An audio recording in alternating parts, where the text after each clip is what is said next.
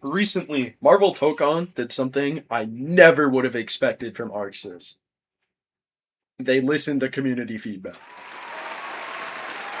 I know, it's a shocker. Nobody expected this. This is so out of left field for the company in general. But they ended up listening to feedback from the last two betas. I'm here to talk about it. I'm a bit under the weather. I apologize if I sound a bit off, but let's get into it, yeah? So with the revealed changes, there are three main things that I do want to cover, being the changes to combos, auto combos, and assist.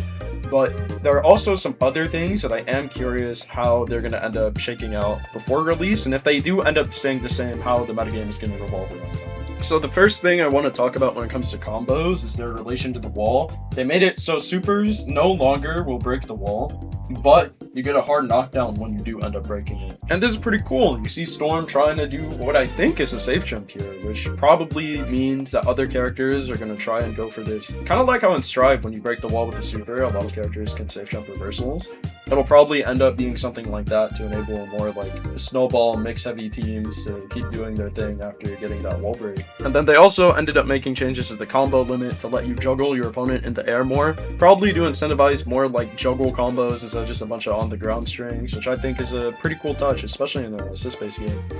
Then they ended up adding a button to tag so it's different from your assist button, which I think is pretty needed when it comes to some of these combos, but it's also helpful just generally for control schemes. And then that also leads me to talking about some of the assist changes, where they ended up making it so you could call grounded assist while you're in the air, and you could call just like stereotypical lariat-esque assists while you're doing a block string or in a combo. So this will probably open up a lot of new avenues for team expression and just making sure shit doesn't feel as samey as it did in like earlier betas. They also ended up changing the hit stop on all the assists, which, I mean, it's an assist game, right? Some of these are just gonna end up being plus a billion, you're gonna have to hold that shit.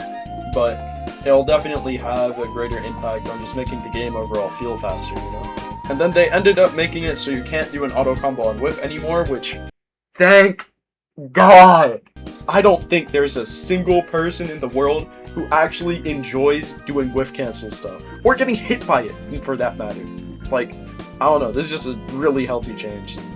All of these are just really amazing changes in general to the game state, but there are other things that I do want to talk about that I'm curious on if they're going to be changed before release and how they're going to end up impacting how the game is played at a high level. One of these being this game's guard cancel system, which lets you deflect the guard cancel if you're the attacker and disable your opponent's assist actions for a short time. I mean, both of these effects just make guard cancel feel a lot weaker than it should. I myself haven't gotten to play it, but I have spoken with multiple people who have gotten a chance to play the beta, and a lot of them did end up saying that, yeah, guard cancel feels really weak when you factor in things like being able to reflect it and then the risk associated. Like, you just end up losing your assist value for like a good amount of the match. Like, that shit is pretty bad right now. And I'm curious on if it's just like early game blues or if that's going to end up getting adjusted as well, but we'll have to wait and see. The other thing that I'm curious about is active tag, which we don't really know how fast it is. That does end up having some implications on defense, like if you were to active tag to another character and then end up doing a level 3 immediately. Not really too sure how feasible that is, but we have to wait and see what that looks like. They also said they like toned down the screen freeze for active tag as well, so again, we have to wait and see the numbers on that one. But to my knowledge, again, correct me if I'm wrong in the comments, but to my knowledge, there is not unblockable protection in this game, meaning you could do an overhead and then tag out and then do a low on your other character, and it's like quotations, hard to but blockable, but you can end up timing them both on the same frame anyway. That's a mess. Hopefully it gets resolved pretty quick. 2xKale also had a similar issue in Alpha Lab 1, but that got changed really fast. It's a pretty simple solution to add, but hopefully that gets changed. But other than that, like, a lot of these changes for Tokon are honestly way better than I would ever expect from an Arc Sys product a day in my life.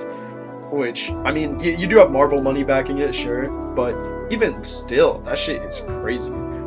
I'm personally interested in it, especially with the reveal of characters like Magic and Danger, but I want to know y'all's thoughts. Well, how do y'all feel about the game? What do y'all want to see? Who do y'all want to see? What's y'all plan on buying it? Let me know. Let me know if y'all want more Tokon content on the channel. But for now, I'll catch y'all. I need to rest up. My voice is a little fried. I do apologize. But subscribe.